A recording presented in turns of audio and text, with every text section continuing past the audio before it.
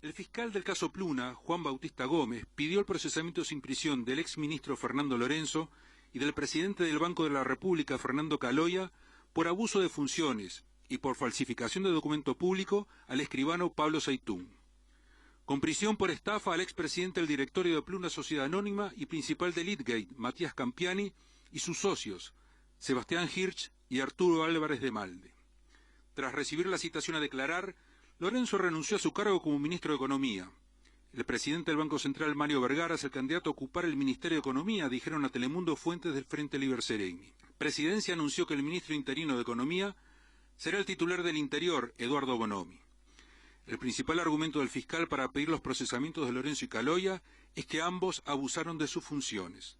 Sobre el exministro Fernando Lorenzo adujo que el jerarca, en su carácter de ministro de Economía, abusando del poder funcional que le confiere su posición institucional, arbitrariamente operó como garante verbal de una aerolínea privada extranjera que no cumplía en tiempo y forma con los requisitos exigidos por la normativa vigente y se encontraba entre otros interesados en participar en el remate de las 7 aeronaves de Pluna.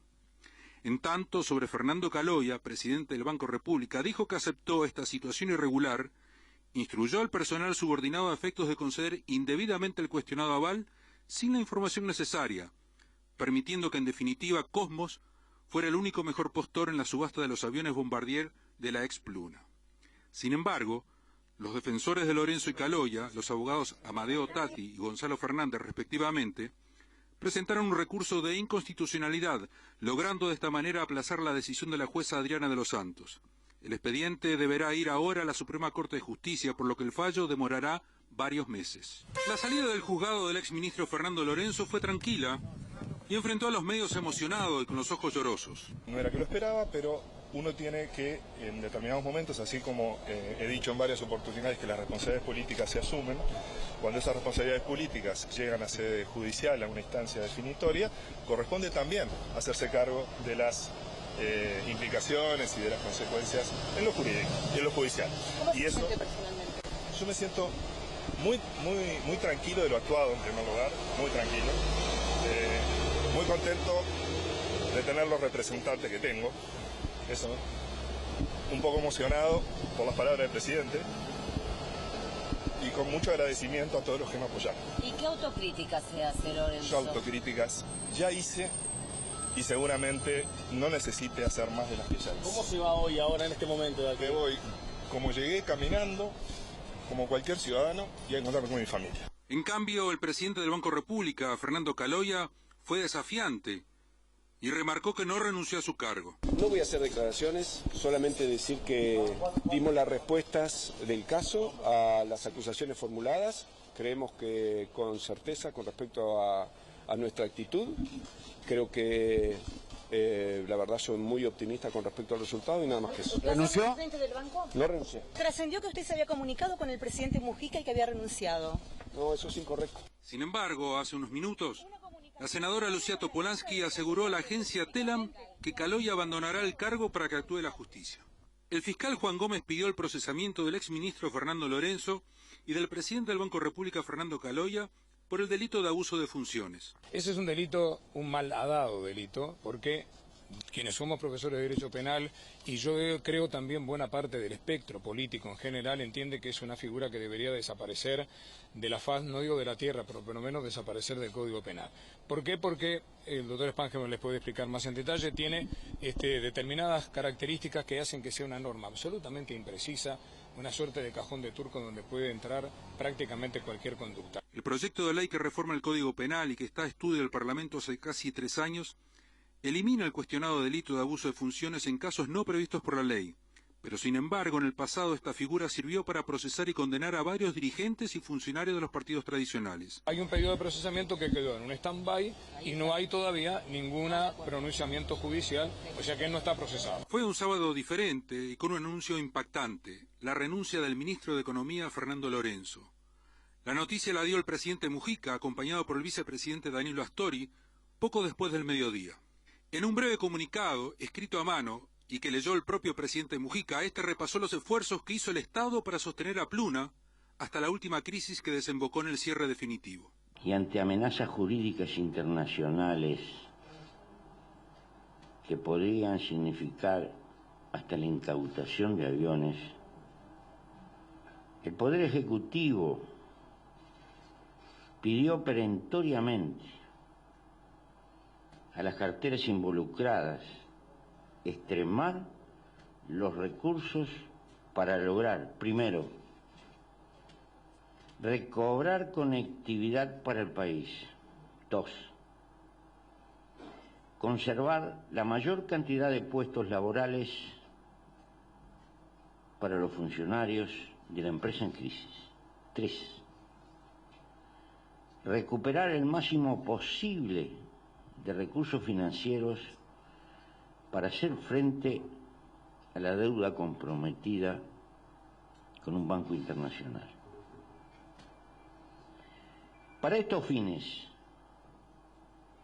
se contrató a un técnico muy calificado en derecho comercial que finalmente indicó un camino que luego se aplicó. Es obvio que los resultados para nada fueron satisfactorios y la justicia resolverá si se cometieron errores instrumentales además.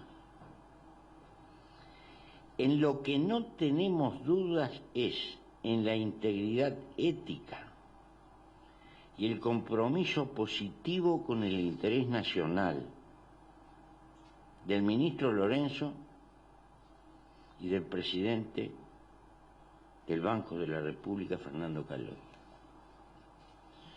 El primero, Lorenzo, nos entregó hoy la renuncia por propia iniciativa, buscando facilitarle el camino a la justicia. Con respecto al presidente del Banco de la República, recordemos que cuando inició su ciclo en la dirección del banco, este había vivido una brutal descapitalización y hoy es sin duda el banco país por excelencia. Respetaremos las decisiones que tome la justicia íntegramente, como debe ser naturalmente en una sociedad de derecho. La renuncia del ministro de Economía, Fernando Lorenzo, cayó como una bomba en la interna del Frente Liber Seregni. Antes de comenzar la conferencia de prensa en Presidencia, varios funcionarios de la cartera e integrantes del sector que lidera Astori asistieron a la sala para confirmar la noticia. El ministro de Transporte, Enrique Pintado, la ministra y el subsecretario de Turismo, Lilian Quechichian y Antonio Carámbula, respectivamente, y el director general de la Dirección General Impositiva, Pablo Ferreri, estaban demudados. Ferreri chequeaba constantemente el Twitter y se lo mostraba a sus acompañantes. En otro costado de la sala, sentado en primera fila, estaba el intendente de Maldonado, Óscar de los Santos, acompañado por el director general de Secretaría del Ministerio de Economía, Pedro Pesteguía, el director de la Asesoría Macroeconómica, Andrés Masoller, y los asesores de esa repartición, Jorge Polgar y Martín Valcorba, así como el director de Casino, Javier Chá, se movían por la sala y conversaban entre sí.